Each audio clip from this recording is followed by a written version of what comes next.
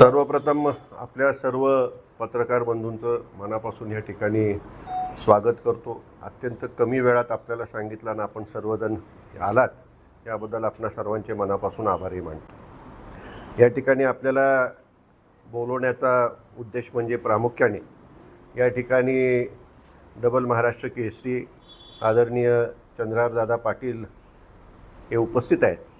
त्यांना शिवसेना पक्षाने माढा लोकसभा मतदारसंघाची जबाबदारी दिलेली आहे आणि त्याचप्रमाणे त्यांच्या समवेत हिंदकेसरी पैलवान वेताळसाहेबसुद्धा ह्या ठिकाणी उपस्थित आहेत.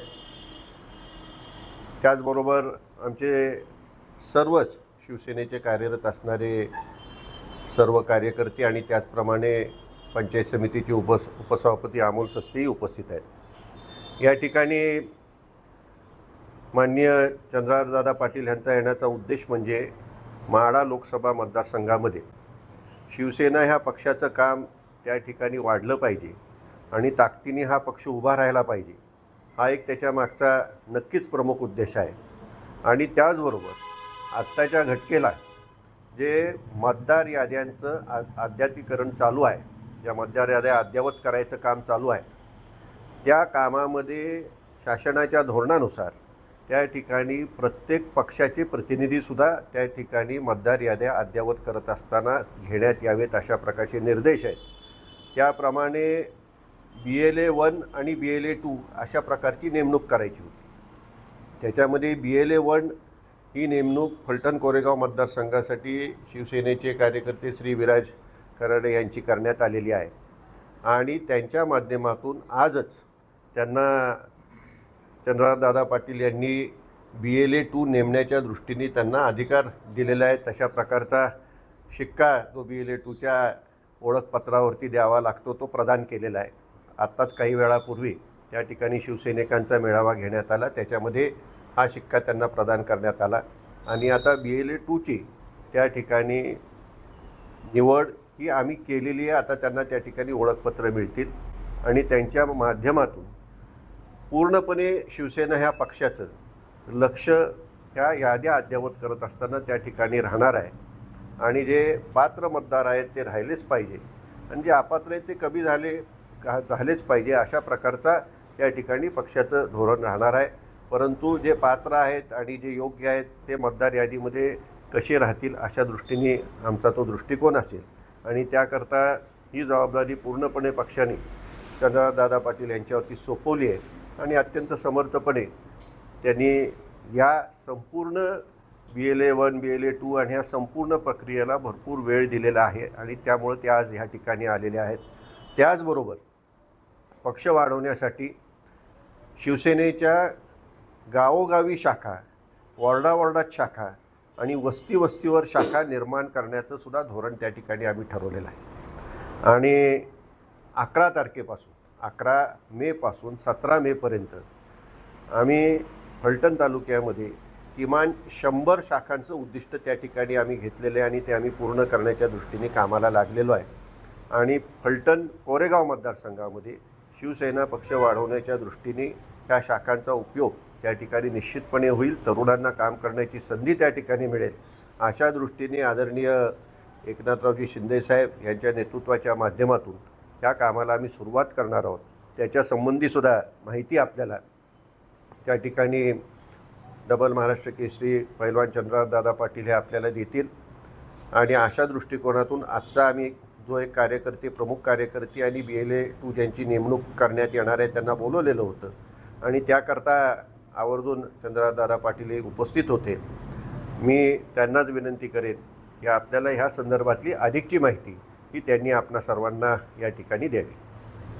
आज राज्यामध्ये किंबहुना देशामध्ये जो SIR सुरू आहे, जी जनगणना सुरू आहे, त्या खरोखर जनगणनेवर काम करत असताना निवडणूक आयोगाच्या निर्देशानुसार जो शासनाच्या वतीने BLO नेमण्यात येणार आहे की जो घरोघरी जाऊन मतदारांची तपासणी करणार आहे, खरोखर मतदार आपला ह्या गावचा आहे का किंवा ह्या तालुक्यातला आहे का किंवा डबल मतदार त्याचं लागलेलं आहे का किंवा तो भारतातला रहिवासी आहे का नाही, इथपर्यंतची माहिती आज आपण SIRच्या माध्यमातून घेणार आहोत.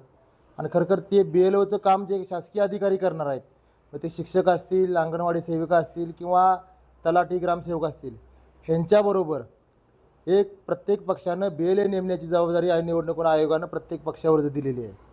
तर ते BLA नेमण्याचं काम आमच्या शिवसेना पक्षाचं सुरू आहे. जवळजवळ ते काम 100% फलटण असेल किंवा माढा लोकसभा मतदारसंघाचं 100% काम पूर्ण झालेलं आहे. आदरणीय पक्षप्रमुख एकनाथजी शिंदे साहेबांनी जी माझ्यावर संपर्क प्रमुख जबाबदारी दिली, संपर्क प्रमुख म्हणून, त्याच पद्धतीनं फलटण असेल, मानखटाव असेल, यांची जबाबदारी इथं आदरणीय राजेसाहेबांवर होती. ती खरोखर आम्ही आज मला सांगायला अभिमान वाटतो आज शिवसेना पक्षाचा एक शिवसैनिक म्हणून, पदाधिकारी म्हणून, आज संपूर्ण महाराष्ट्रामध्ये BLAची यादी पूर्ण करणारा शिवसेना पक्षातील नव्हे तर सगळ्या पक्षातील माढा लोकसभा मतदारसंघ हा पहिला आहे की ज्याने 100% यादी ही BLAची पूर्ण केलेली आहे. आज माढा लोकसभा मतदारसंघामध्ये म्हणजे मला वाटते 2050 ते 60च्या दरम्यान काहीतरी BLA नेमायचे आहेत. पण आज 3000 BLA म्हणजे आम्ही एका बूथला काही ठिकाणी 2-2 BLA नेमलेले आहेत, काही ठिकाणी 3 नेमलेले आहेत, जिथं जशा पद्धतीनं जसे शक्य झाले. म्हणून 3000 BLA आम्ही पूर्ण माढा लोकसभा मतदारसंघामध्ये 100% आमचं काम पूर्ण झालेलं आहे. म्हणजे शिवसेना पक्षामध्ये तर सगळ्यात पहिल्यांदा माझं आमच्या माढा लोकसभेचं झालंच. एकंदरीत सर्वच विचार केला तर माढा लोकसभा मतदारसंघ असेल आणि त्या माढा लोकसभा मतदारसंघामध्ये फलटण विधानसभेची यादी मला सर्वात पहिल्यांदा मिळाली होती.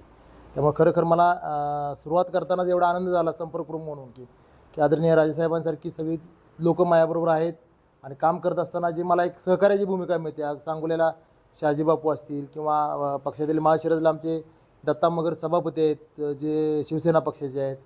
मानखटाव बऱ्यापैकी मानखटाव आणि फलटणचं एकत्रित आम्ही काम करतो आहे. मग राहतो आहे करमाळा आणि माढा.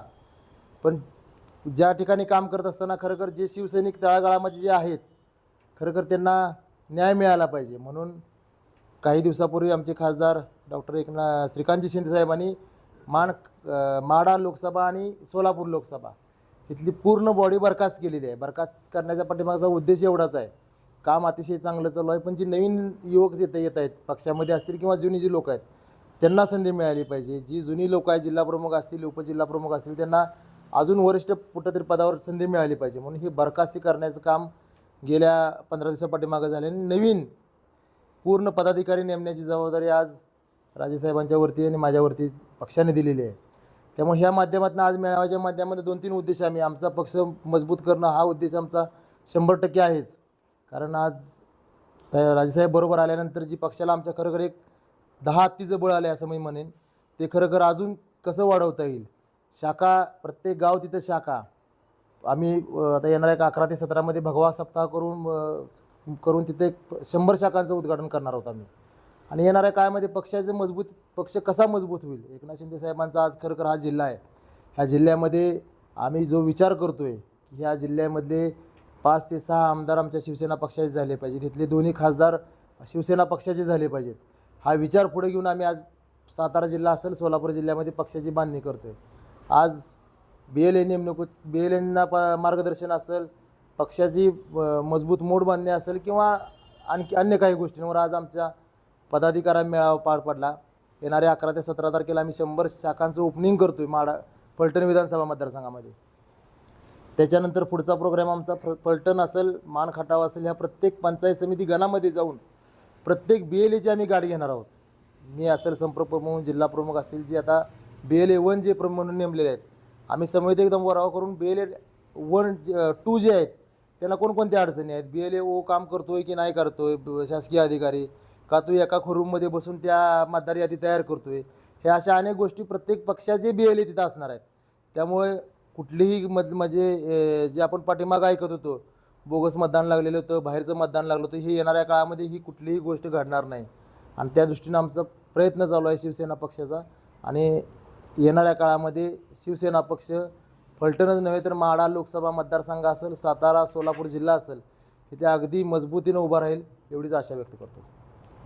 माढा लोकसभेची आपण बरखास्त केली कार्यकर्ते नव्याने निवडी कधी करतात? BLAवरती काम चालू होणार, आता चालू आहे. म्हणजे ह्या BLAमध्ये कोण काम करते, कोण अगदी प्रामुख्याने त्यात धडाडीनं भाग घेते, उतरते काम. म्हणजे आपण असं नाही की नुसती जी यादी दिली पक्षाला म्हणजे काम पूर्ण झालं.